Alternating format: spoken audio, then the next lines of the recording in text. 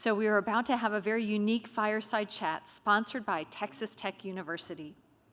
Moderated by Cameron Smith, Assistant Vice President for Research Commercialization of the Texas Tech University. The fireside chat will explore strengths, challenges, value, and the impact of academic invention. Please help me in welcoming to the stage Cameron Smith.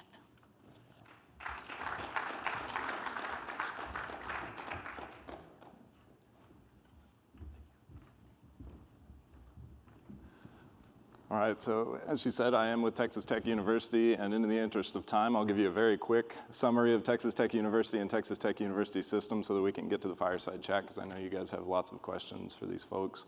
Texas Tech University system, we do about $280 million a year in research expenditure. We consist of 5 institutions, 2 medical schools, a very robust Tier 1 research university there in Lubbock, Texas. We just opened a dental school, we just opened a veterinary school, and we just received our first NSF ERC grant. So things are trending in the right direction for Texas Tech, and yeah, we're happy to partner with the NAI. We've partnered with them for a long time, and happy to sponsor this fireside chat with our esteemed panelists. So by way of introduction, we have Mark Becker, President of the Association of Public and Land Grant Universities, and Barbara Snyder, President of the Association of American Universities. So thank you guys for being here. So you both have had very long and successful careers as leaders in higher education. So question number 1, how has the landscape of higher education and research changed over the last 30 years, and where do you see the priorities being for the next 5?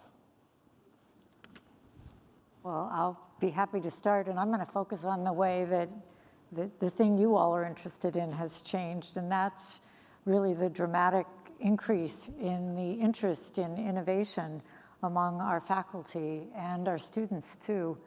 So it's great to see, and I think it's been really good for our universities. Obviously, Bayh-Dole had an impact on that, but we've seen a really, truly dramatic change in the level of interest that faculty members have in commercializing their technology and in seeing what can become of that. And we've also seen some other good changes. For many years, it was very difficult to get promotion and tenure committees to think of things like patents as potentially worthy of evaluation in the promotion and tenure process, and that too has really changed dramatically, and I think for the good. When I look at the patents that our universities file for every year, the last year for which we have data, 2021, over 5,500 in a single year. And I'm really proud of that record, and that is a huge increase if you look back 30 years. Things have really changed. Yeah, so I'll just piggyback onto that, which you just heard Ponch, and heard some of the questions, the concern about moving from basic research and doing translational. But it's over the last 20 years that NIH made that move. It was 20 years ago and change, about 22 years ago, that Elias Zerhouni was the new NIH director and laid out a vision for the National Institutes of Health that would be much more about translational research in addition to basic research, not in place of. And I heard the questions and the answer Ponch gave. And so it's not as if we haven't been down this road before. The entire world, our healthcare, our health-related research has been on this road now for 20 years, and we've seen the benefit of that. If you think back to March of 2020 when COVID was spreading around the globe, and everybody was talking about how long it would take to get a vaccine because they were thinking in the old way of creating vaccines and growing vaccines in eggs and all the traditional approaches. And this little technology that some of you probably work with, mRNA work, and being able to encapsulate that and deliver it to a target and make the affected changes to combat a disease, had never been done before. But there was a lot of basic research that had been done.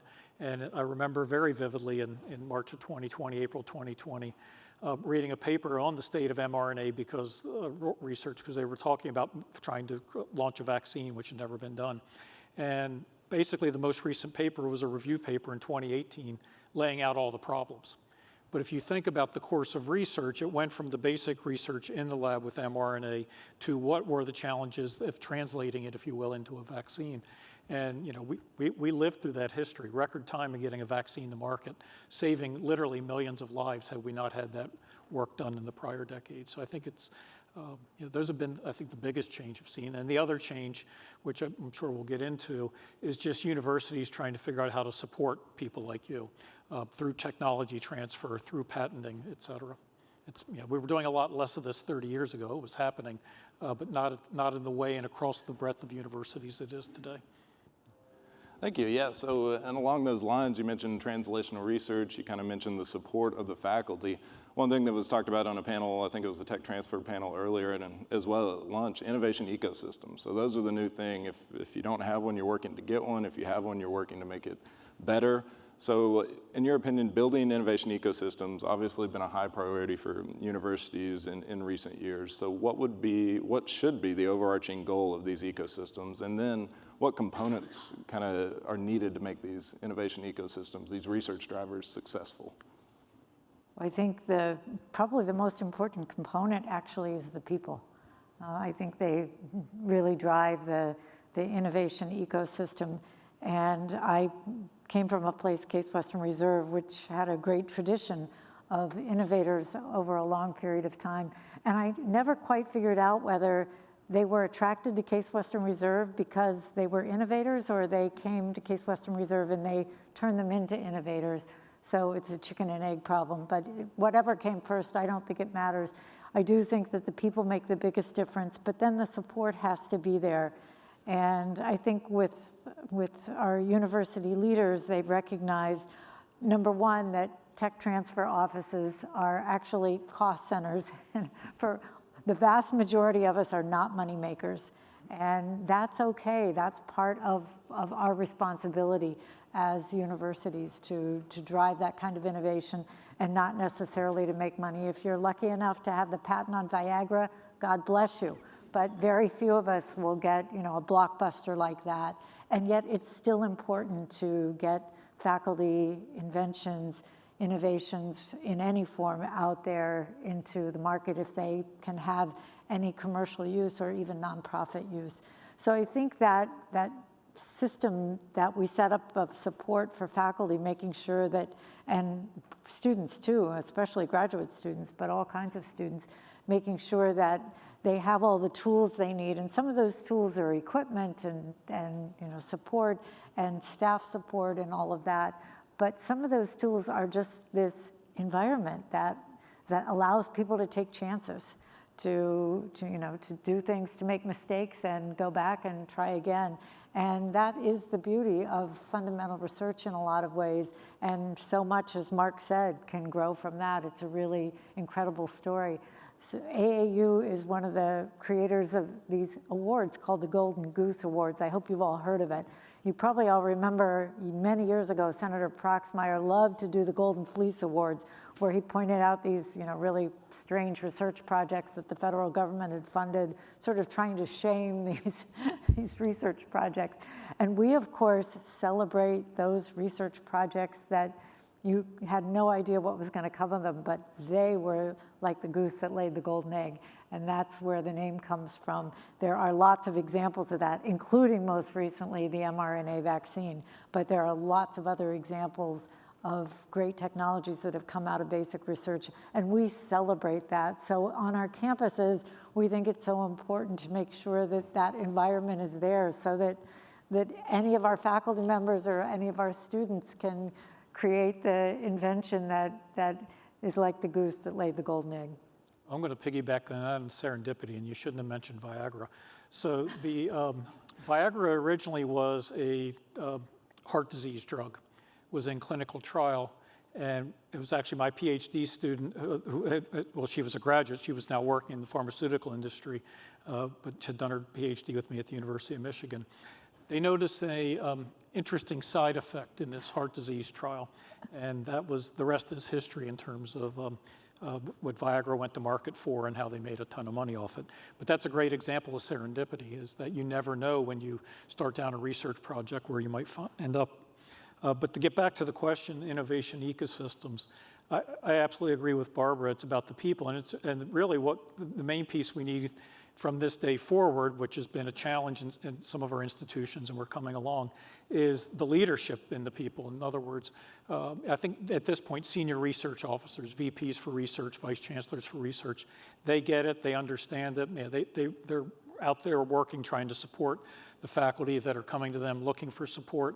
But we still need the provost, the department chairs, the deans, and the presidents to understand this as well. And there's it's often said, well, whether it's pointed at deans, provosts, or presidents, they're bean counters. They just know how to count, and we don't get due credit for this, the other thing. I can tell you at this point in my life, having reviewed over 1,000 files for promotion or tenure, it's actually at closer to the faculty member level they get that pushback.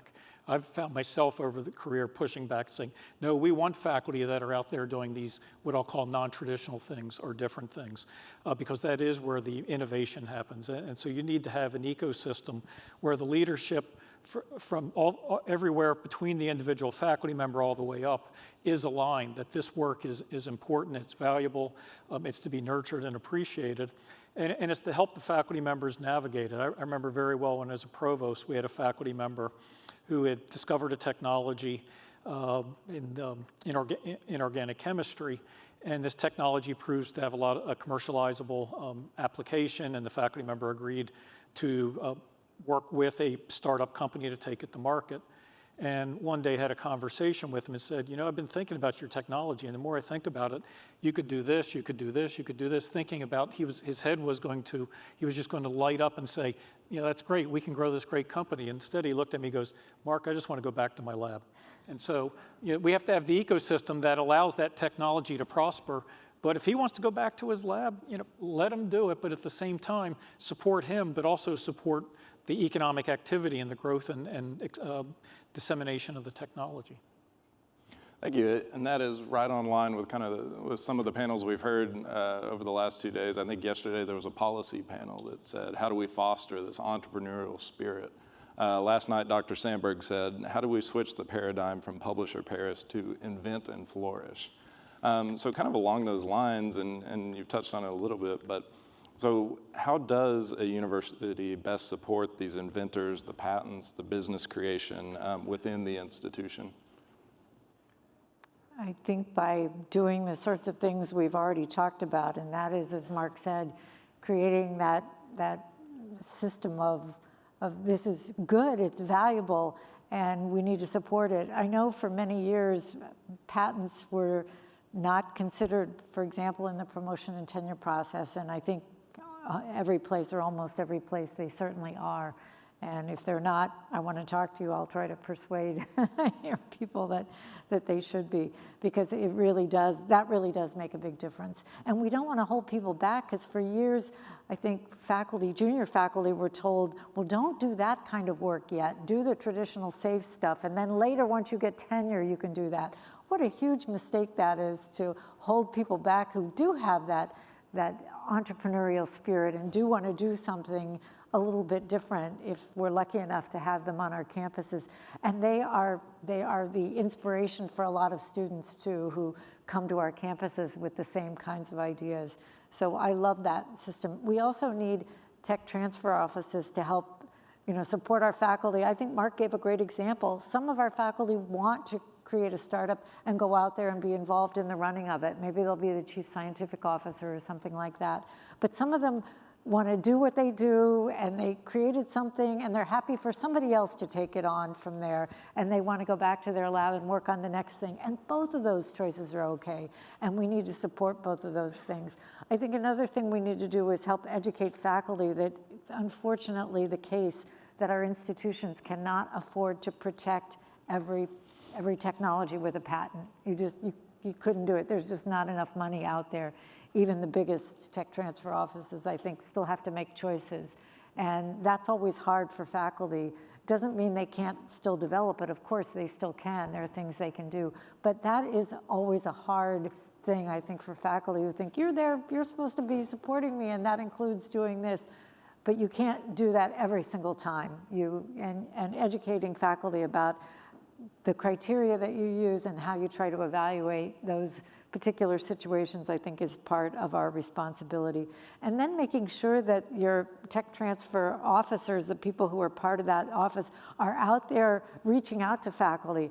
Don't be sitting in your office waiting for faculty to come to you. Get out there, walk the halls, find out what's going on. Sometimes faculty are working on things and they don't even realize the potential commercial value of something they're working on, but tech transfer officers often will or can see the potential and can put them in touch with sometimes venture capitalists or others who are willing often to give free advice to help them think about their work in a little bit different way. So we're not going to disagree on anything because we both have done the same job and been through it, but I want to focus more in on what to patent, what not to patent, and what to do in tech transfer, because I actually view this as one of those holy grail questions. I've worked at universities, with universities, at all ends of the spectrum. I know one university does hundreds of millions of dollars in research every year, AAU member. They just decided we're not going to license anything as an institution because it's too expensive. It's not worth our time. You know, the IP belongs to the individual investigator. If you want to go out and do it, that's all good and well, but we're not going to spend university money on it. My own institution, last institution, we spent millions of dollars a year on patenting things, and we didn't see a penny in return. So, you know, that was, well, actually, it's not true. They will see pennies in return because they do have contracts, but the checks weren't in when I stepped down. But that is the challenge, is for the institutions. This is not a core competency or strength of most universities, figuring out, you know, what to invest in from a return point of view. And so I think the first thing is we need to be clear on exactly what is the institution's interest. And given that we're seeing very few universities get rich off of this, I think it needs to be more focused on how do we best support the faculty in this as a core part of the role. Now I'm going to go to the other side. Not all inventors are as good as they think they are. And What? the ones in this room are, but I'm talking about the ones that didn't get into this room. And I'll just go back to the startups case. You know, so I mentioned the faculty member that didn't want to continue to be actively involved in growing the company. The other headache is the person who created the IP who thinks they are also CEO material. And I think it just put it simply, the skills it takes to grow a company are very different than the skills it takes to create intellectual property that will be transformational. There are a few people that are good at both and pull it off. Many of the faculty that I've encountered in this world need to get out of the way and let somebody else grow the business. And we talked about that a little bit, I think, in our prep session too. You know, how do you create that inclusive tech transfer environment and, you know, reach out, get outside of your office. I mean, we spend very little time in our offices at Texas Tech University, and we're fortunate to have VPRs who are supportive of that. We're a little short on time. I do want to open it up for audience questions. Again, we have a very expert panel here. Any questions from the audience?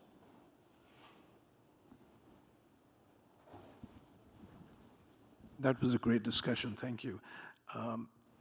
So one of the outstanding examples of a partnership between an institution that evolved from an institution is Case Western, the Harrington Discovery Institute, which actually evolved as a sort of tech transfer office, which then evolved into a much larger innovation hub, and that now gives grants and has scholars, innovative scholars, et cetera. Would that model be easy to implement across other universities? And now it has a private arm to it as well, a private equity arm to it as well. So it is, I don't know how easy or hard it would be to do it other institutions, because an interesting confluence of people and things came together for that to work. But I will say that it got launched with philanthropy, which often makes an enormous difference in getting these things started. It's hard to get a government grant to do what that is doing, and yet we're able to get it launched with some philanthropic support, and they are licensing technology. That's out of University Hospitals, which is a partner of Case Western Reserve. They are licensing technologies, and I think seeing returns. So I think longer term, I think it can pay for itself, but they did get some philanthropic support and also some support that came in the form of, I'm going to call it investment. like venture capital type investment, and people looking for a return ultimately too. And I think both of those things, that combination of things coming together at the right time in the same place, I would say it's certainly replicable.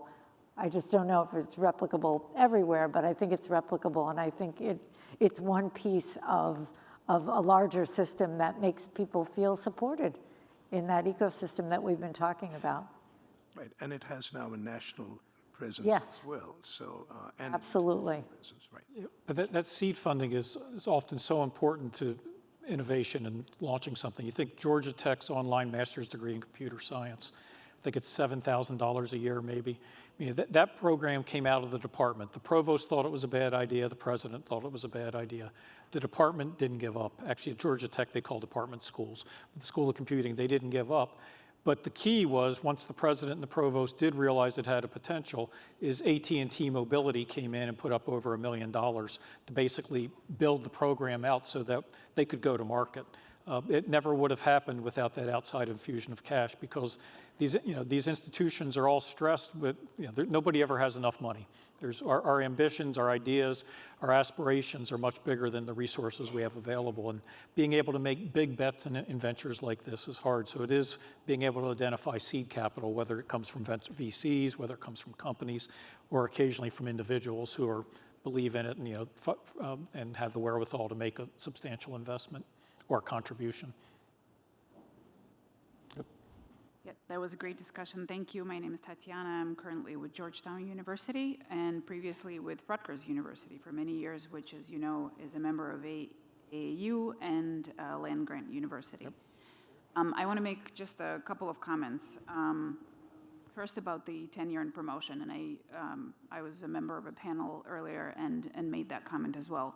I think there's still a lot of work to be done in that conversation, and yes, some universities are incorporating the patenting, the impact, some of the innovative and entrepreneurial activity that inventors participate in the tenure and promotion evaluation. But I don't know that it really took, and yes, it's part of the form, but I don't know how much weight is given when those discussions are held. And I encourage both of you to continue those conversations with your member universities, because it's going to take all of us to change that mindset, including the NSF and including the NIH, that I know are changing that view. So that's one comment. The other comment is about the comment that you made that not all universities get rich on tech transfer. I'm very sensitive to revenue being the metric, and I know that's not what you were saying, but I think we need to collectively think hard about the metrics and the messaging around all of this, that it's right that it's not just the revenue, that it's the impact, but we sort of all keep bringing this up, the revenue that's associated. But I think we need to refine the messaging. What is this all about? And it's about reputation, and it's about competitiveness, and it's about just having a different generation of people that we're trying to have. Well, so I absolutely agree with you. And more than a decade ago, when I was a brand new president, we had to do a strategic plan, and of course, we had a goal around research. The previous two strategic plans, the goal around research was to get to a certain number, and my comment was, let's stop with that, because that's just, it's a correlate, it's not the goal, and let's focus on doing research of high impact. And as it turned out, for a decade, they'd never gotten to that number. We blew through that number because we reoriented to doing what we were doing because it mattered and because it was important. Or, in the case of basic research, it has the potential to be. And there we have to measure by other metrics sometimes. It's not always patents. It's going to be, publications, et cetera. The system's not perfect, but I agree with you. That's why the question on the ecosystem, I said we need this from president, provost all the way through, because having watched the promotion tenure cycle, most of the pushback on these issues tends to be closer to the faculty member, not farther away up the chain, at least in my experience. And I think just one last comment, that I think it's also going to be somewhat proportional to the investment up front. At some point, the billions, if you start pouring into it, which hopefully at some point somebody will, maybe the impact won't correlate exactly, but So I think Mark and I agree that it was probably unfortunate that the revenue metric got to be such a big thing, and it's hard then to move away from it. And I do think it's a mistake to try to measure the success of a tech transfer operation by revenue. And on the promotion and tenure thing, I will just note one of the ironies about higher education is that you've got all these faculty working at the cutting edge of their fields, but try to change anything about how they do their job in terms of promotion and tenure. And wow, that is so hard because we've been doing it that way for, centuries.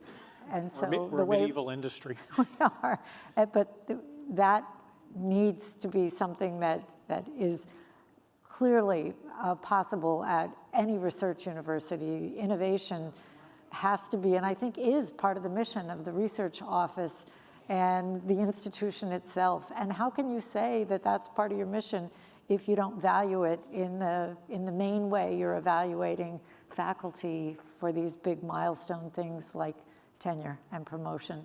So I think it's really important that that be part of it, and we'll keep talking about it. Mark and I agree strongly on these issues. Absolutely. Yeah. Last final question, I think we have time. May I add a comment about regarding the patterns for the tenure promotion? I think that really issue, to get a pattern granted, it would take a few years, like 4 years, something like that. A publication right now, many journals are open access. If you're lucky, you can get a paper published in 1 or 2 months. Yeah, and so I don't know if HonNAI can do something to speed up the process for the patterns. Why it needs so long? Why it need 4 years, 5 years? Can we make it for 2 years? Is it possible? That's my question. So I think for a lot of people, the process does take a long time, and it is probably more important, not in the tenure process, but in promotion to full professor because of the timeline that we're talking about. So it'd be great if they could speed it up. Talk to the patent and trademark office. I'll jump in on that too and say, as someone who manages the patent budget, we typically try to kick the can down the road on fees, and certainly you can pay to expedite a patent, but that is the rare occurrence at a university tech transfer office. So. Maybe. Yeah. All right, I think that does it. Another round of applause for our panel.